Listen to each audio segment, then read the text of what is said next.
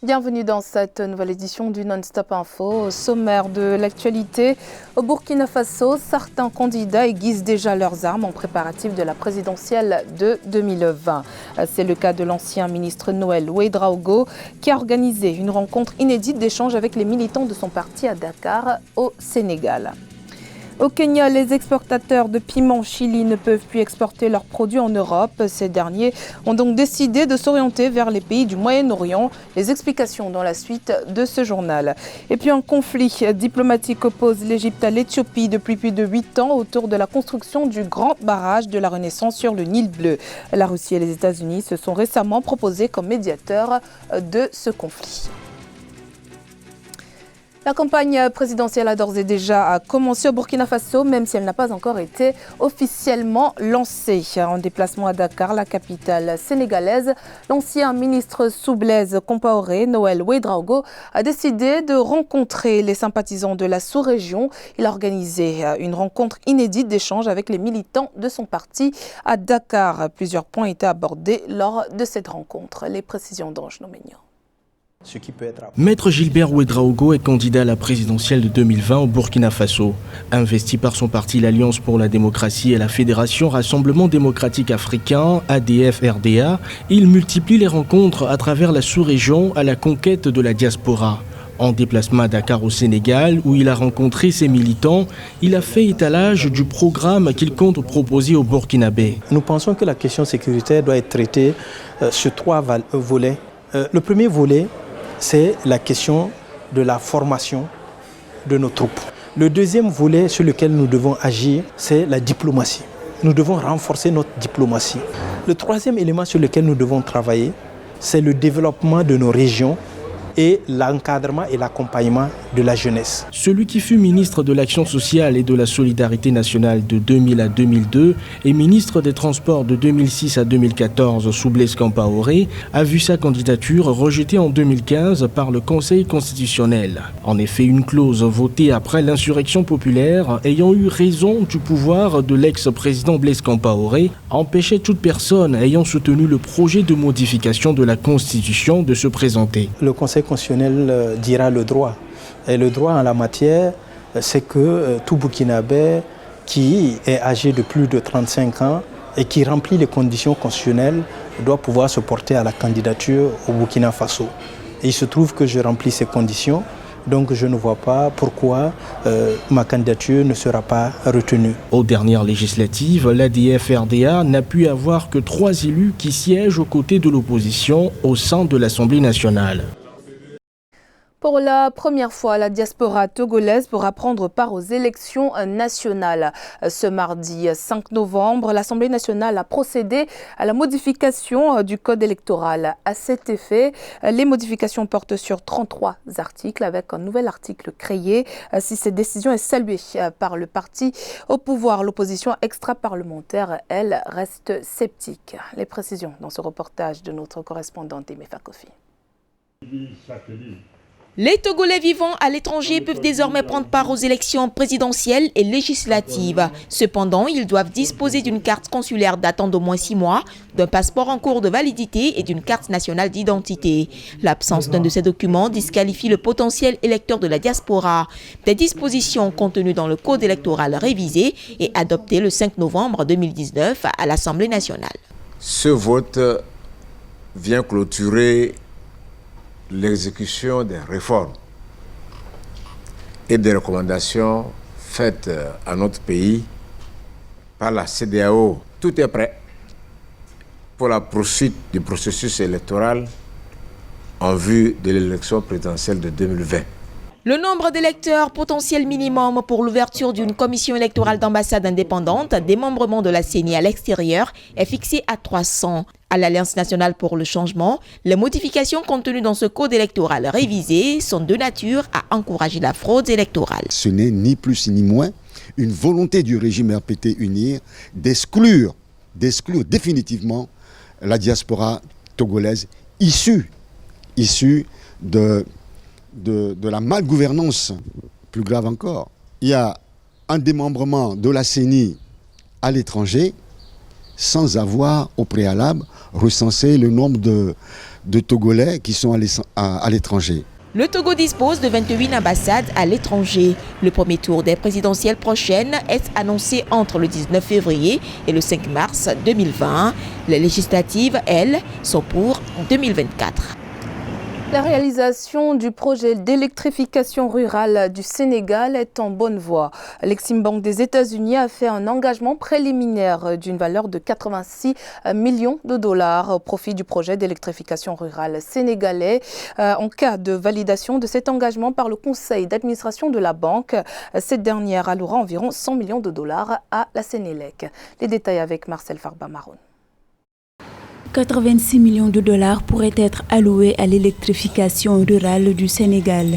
Cette manne financière est un engagement préliminaire d'Exim Bank, une agence de crédit américaine. La Sénélec, la compagnie électrique nationale du pays, recevra environ 100 millions de dollars de la banque sous forme de prêts pour la réalisation de projets ruraux après approbation. Depuis plus de 5 ans maintenant, nous avons mis des centrales solaires. Nous avons aussi une centrale à charbon. On va aussi peut-être mettre d'autres centrales qui vont fonctionner avec notre gaz et notre pétrole. Le Sénégal affiche l'ambition d'élargir l'accès à l'électricité aux populations rurales. Ainsi, avec un financement de 45 millions de francs CFA, le programme national d'urgence d'électrification rurale lancé par le pays en 2018 vise à relever substantiellement le taux de couverture en électricité en zone rurale. Les objectifs seront difficiles à atteindre en 2025. Les villes grandissent trop vite, il y a trop de villages à mettre. Et donc, on a ce problème de financement et un problème de capacité. Mais avec l'ASER et le PUDC, on a pu quand même faire une grande avancée. Pour un accès universel à l'électrification, les perspectives macroéconomiques du Sénégal offrent un potentiel pour augmenter de façon significative les prêts publics alloués à l'électrification rurale à hauteur de 14,7 milliards de francs CFA par an, selon le document du programme d'action et prospectus d'investissement du Sénégal. L'agriculture face au changement climatique, les experts parlent d'une baisse possible de 20% des rendements agricoles sur le continent africain. La menace est d'autant plus grande puisque la population pourrait doubler dans les années à venir. Une gestion durable des écosystèmes est de plus en plus recommandée par les experts du domaine. Ange Nomignon. L'agriculture africaine est sous la menace des effets du changement climatique. Selon plusieurs experts, les rendements agricoles pourraient baisser de 20% d'ici 2050 si des mesures d'adaptation ne sont pas prises à temps. La menace est encore plus présente, d'autant plus que la population pourrait doubler dans les années à venir. L'agriculture en Afrique est tributaire du climat parce qu'on n'a pas une bonne maîtrise de l'eau. Donc, tant que l'agriculture est tributaire du climat, on ne peut que subir les effets de celui-ci. Pour adapter l'agriculture au changement climatique, il faut d'abord faire la promotion de l'agriculture durable. Donc, c'est-à-dire à travers nos systèmes nationaux de recherche, de créer de nouvelles variétés qui sont adaptées au nouveau climat. Ensuite, promouvoir de nouvelles pratiques agricoles et surtout faire la promotion de l'agroforesterie. L'augmentation de la production agricole et alimentaire est encore plus cruciale que les disettes engendrent des déplacements de population, des violences et bouleversements politiques.